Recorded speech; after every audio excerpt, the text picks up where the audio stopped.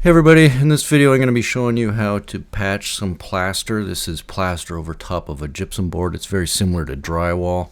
It's a little bit thinner at 3/8 and then a 3/8 plaster on top of that, so you're going to be around 5/8 to 7/8, averaging some 3/4. Everybody's house is a little bit different. Here we need a little bit of blocking.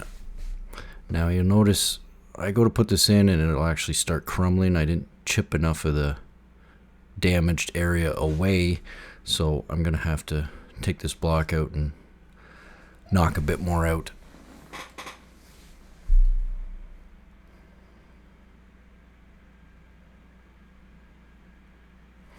So yeah, pull out all the loose stuff, and then I'm gonna square it up a little bit on the stud just to make my life a little bit easier. I'm still gonna put a block in the top because just to make sure it's extra sturdy, but you really don't need to. I insulated and vapor barred that area and taped it all up as best I could. So half inch drywall is going to be too thin, so I'm going to build this out with 1/4 inch plywood I got left over from doing some flooring, so I'll be about 3/4 of an inch, trying to stay as flush as possible with the existing plaster.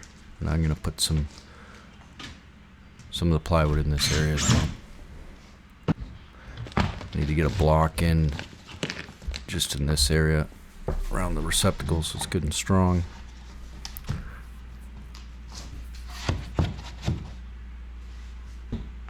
So just regular 1/2 inch drywall should work. You can do a 5/8 drywall, but it isn't really necessary, and 5/8 is usually a little bit too thin. But if you measure yours, you might be 5/8 everywhere, and then you can just use a 5/8 drywall.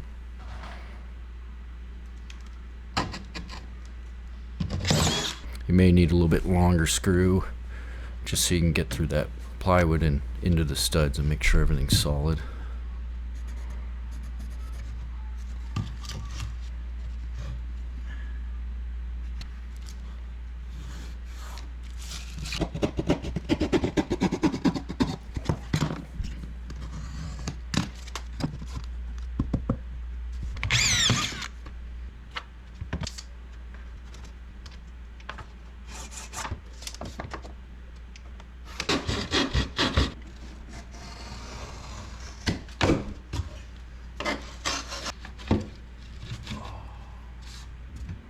So I'm pretty close here, but I want to get a little bit closer. You don't have to be perfect because you will be pre-filling a lot of this, but this way you're not mixing up a lot of mud, wasted material.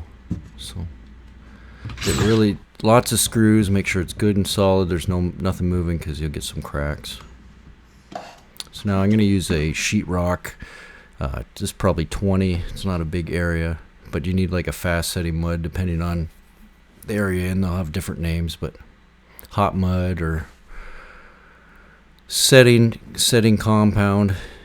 You don't want to use a regular drywall compound in the bigger cracks because it just doesn't want to dry. I'm using a fiber fused tape. You can use this with fast setting mud and regular mud. It's nice because it's nice and thin, and I got that 6-inch wide material. I will still need to do another layer here. It's just not quite wide enough, but I like it for patches because it's very thin and it seems to hold a lot better than just the regular mesh tape.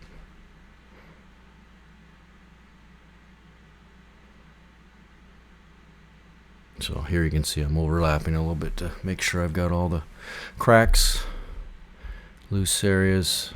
All the loose stuff is removed, but you still want to go a little bit farther than normal.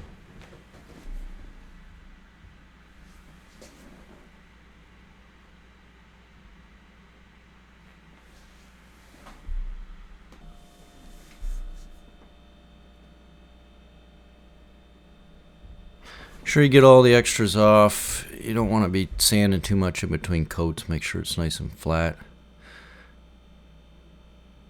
The setting compounds aren't fun to sand. Usually what I'll do is a few coats of the setting compound and then just a regular drywall compound over the top so I can sand that.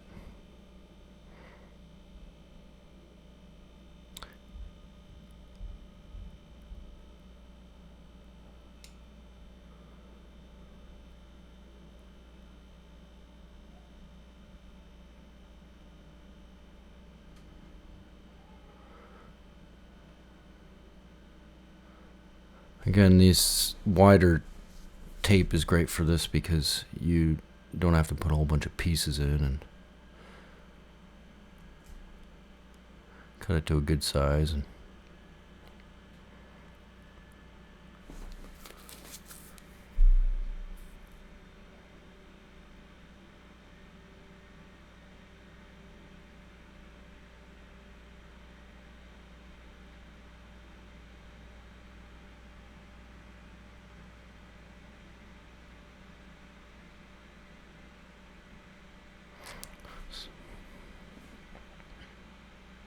you want to make sure you get all the gaps really filled in.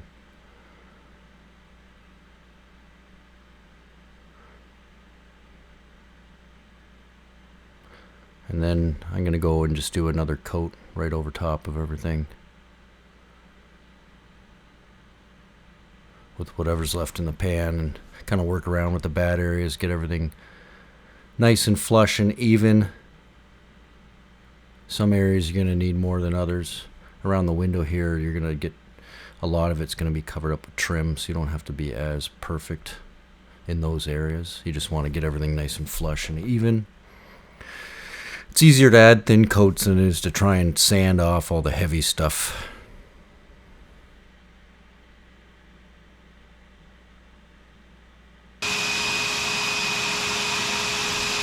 So I did a few coats, or at least hit the bad areas a few times, and then I can just go through and sand. This is a vacuum sander. It works really nice for this stuff.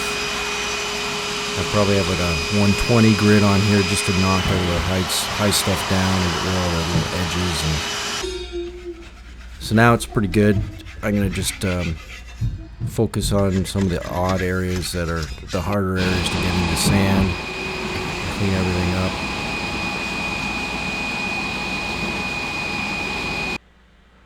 And then once that's done, I'm just going to go over top with a regular all-purpose drywall compound, since I'm not really filling big areas anymore.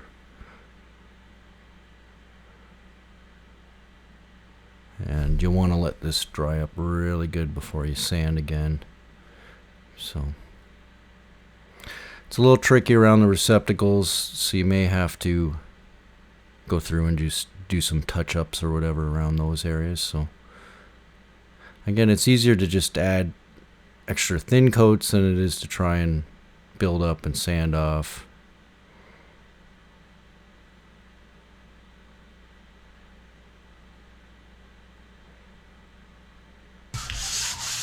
So once you have everything sanded, the next day I just usually use for this area just a 180. If it's really bad, I'll bring out the sander again, but I'm just trying to get the edges cleaned up, basically, and any high stuff. Vacuum up, and then you're just ready to prime it up. Again, you might need some more touch-ups once it's primed. There'll be a lot of times you get the fish eyes where you've gone over the plaster because the air can only get out one way, so it'll cause fish eyes. So once you prime it, it'll pull the dust out and you can touch them up. And this is what it looks like after it's all trimmed out. Needs a little bit more paint, but otherwise it's ready to go. Thanks for watching. If you haven't already, hit the subscribe button, the like button, all that fun stuff, and check back soon for more home reno videos.